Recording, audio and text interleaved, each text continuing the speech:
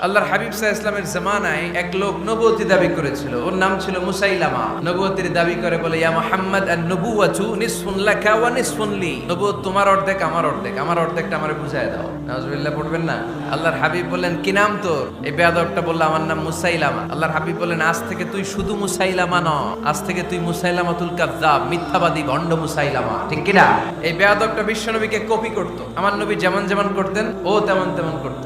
আল্লাহর হাবিব সাল্লাল্লাহু আলাইহি ওয়াসাল্লাম মদিনার নবজাতক শিশুদের মাথায় হাত বুলিয়ে দিলে বাচ্চাদের মাথার চুল বড় হয়ে যেত। এই বেয়াদবটাও কপি করে, অনুকরণ করে তার এলাকায় নবজাতক বাচ্চাদের মাথায় হাত বুলিয়ে দিত। কিন্তু চুল বড় হওয়া তো দূরের কথা, যেই বাচ্চার মাথার তালুর মধ্যে এই বেয়াদবের হাত লাগছে, ওই বাচ্চাগুলোর মাথা আজীবন ছিল টাক মাথা, কোনো চুলই গজায় নাই। আল্লাহর হাবিব সাল্লাল্লাহু আলাইহি ওয়াসাল্লাম লোনা পানির কুয়ার ভেতরে কুলি করে ফেলে দিলে ওই কুয়ার পানি মিঠা পানির কুয়ায় পরিণত হয়ে যেত। আর এই বেয়াদব মিঠা পানির কুয়ার মধ্যে কুলি ফেললে ওটা লোনা পানির কুয়া হয়ে যেত। আল্লাহর হাবিব সাল্লাল্লাহু আলাইহি ওয়াসাল্লাম দোয়া পড়ে গাছের মধ্যে ফু দিলে গাছের ফলনে বাম্পার ফলন হতো। আর এই বেয়াদব কোন গাছের মধ্যে ধরলে মুহূর্তের মধ্যে ওই গাছ মরে যেত। তার মানে নবীর সাথে বেয়াদবি করেছে। ঠিক কি না?